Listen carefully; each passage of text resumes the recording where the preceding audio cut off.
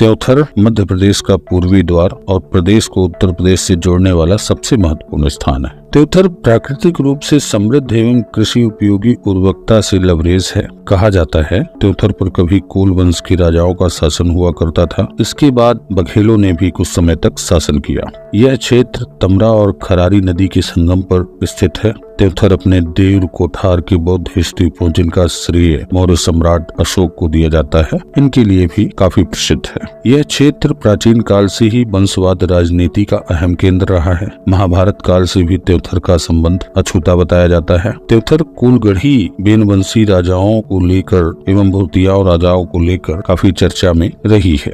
आइए हम त्योथर का जातीय समीकरण समझते हैं। त्योथर में जातीय समीकरण चुनाव के लिए चोली दामन जैसा संबंध रखता है। बिना जातीय समीकरण के त्योथर को समझना ही संभव नहीं है। यहाँ पर ब्राह्मणों और आदिवासियों की संख्या सबसे अधिक है। सामान्य वर्ग 43%, जिसमें 31% ब्राह्मण और 8% राजपूत है। 21% आदिवासी, साथ में 18% अनुसूचित जाति एवं 14% अनुसूचित जनजाति के मतदाता हैं। त्योथर में ब्राह्मण नेताओं का वर्चस्व लंबे समय से रहा है और इसी वर्चस्व की लड़ाई का फायदा 2008 के चुनाव में बसपा पार्टी को हुआ था और इसी वर्चस्व को दिखाने के लिए लोगों ने खुद की पार्टी से भी बेहतर घात किया और 2018 चुनाव काफी मशक्कत कर सुरक्षित किया था। इसलिए त्योथर में जातीय समीकरण चुनाव की नींव बन जाता है। राष्ट्रीय पार्टियां भी इस बात को समझती और मानती हैं और इसी अनुसार चुनावी दंगल तैयार होता रहा है। पिछले इतिहास पर नजर डालें तो त्योथर उत्तर प्रदेश से सटा होने के नाते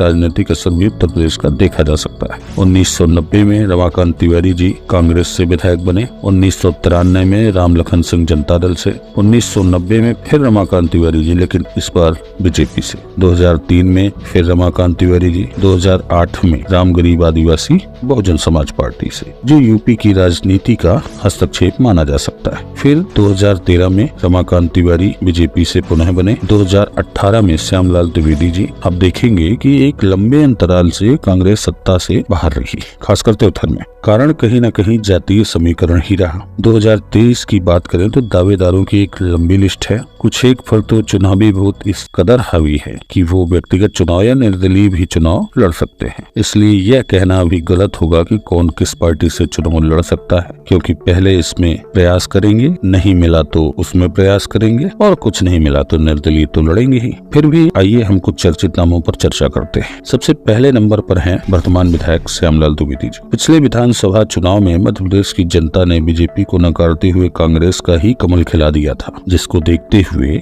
आखिरी वर्षों में, मतलब चुनाव नजदीक है, आखिरी वर्ष में शिवराज सरकार डबल इंजन की घोषणा लेकर आई और तेजी से अपनी छवि और सरकार की छवि सुधारने पर कार्य करने लगी। साथ में मोदी जी और अमित शाह के मध्य प्रदेश के ताबड़तोड़ दौरों ने यह साबित कर दिया कि मध्य प्रदेश में पार्टी की स्थिति विचारणीय है। इसी पैमाने पर अपना भी कद उठाने की भरपूर कोशिश क्षेत्रीय विधायकों द्वारा भी की गई। जाहिर सी बात है, जिसका फायदा त्योथर विधायक ने भी खूब उठाया। राज्य की केंद्र की योजनाओं को जनता के बीच अपना कार्य कौशल बताने में लगे रहे। प्रदेश सहित त्योथर में जैसे भूमि पूजन की बारिश आ गई। आनन फानन में पुल पुलिया रोड सब बने, लेकिन उनमें भी जमकर अनियमितताएं हुई। शौचालय से लेकर आवास, राशन, मध्याह्न भोजन, स्कूल, यात्री प्रतीक्षालय, जितने भी काम हुए सब में जमकर अनियमितताओं की गंध आती रही। सरकारी कागजों में तो गरीबों के लिए सरकार ने खूब मेहनत की, लेकिन धरातल पर सब गायब ही रहा। अपात्रों को सरकारी योजनाओं का लाभ दिलाने के लिए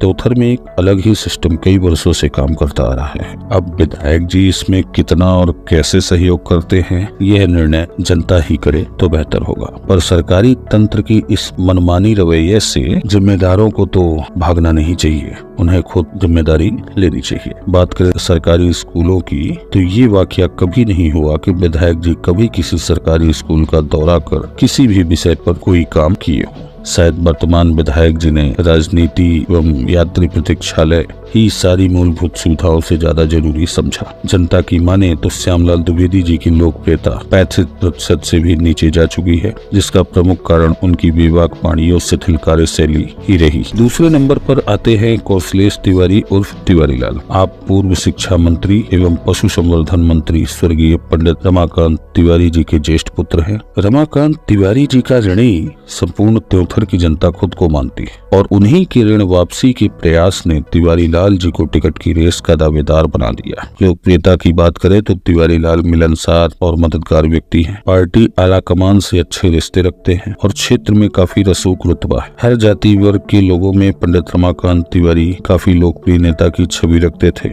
और जनता को तिवारी लाल में भी कहीं न कहीं रमाकांत जी की छवि दिखाई देती है, क्योंकि आज भी तिवारी लाल कई छोटे चुनावों में अपनी पसंद के व्यक्तियों को चुनाव लड़वाते और जितवाते हैं। जनता की माने तो लोग कहते हैं कि त्योंथर में दो ही ऐसे नेता हैं जिनकी कम से कम 20,000 वोट बैंक है, पहले तिवारी लाल और दूसरे रमाशंकर पटेल। दोनों के पिता त्योंथर से विधायक रहे और त्योंथर के विकास कार्यों में सच्ची लगन और निष्ठा से काम किया है। खैर, तिवारी लाल जी की लोकप्रियता 70% है जनता के अनुसार। ये भी बीजेपी की टिकट के लिए प्रबल दावेदारी पेश कर रहे हैं। तीसरा नाम है देवेंद्र सिंह जी का।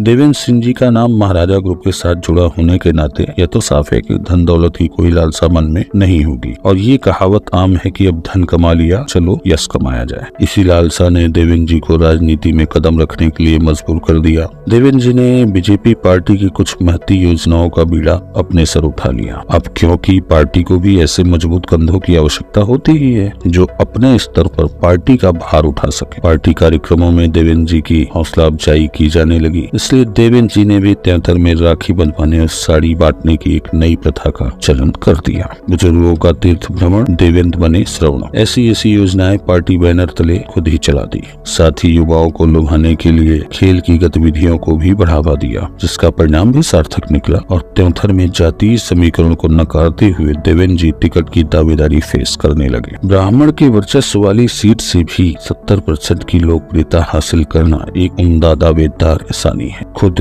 मुख्यमंत्री जी भी कई बार वर्चुअल माध्यमों से देवेंद्र सिंह जी की तारीफ कर चुके हैं।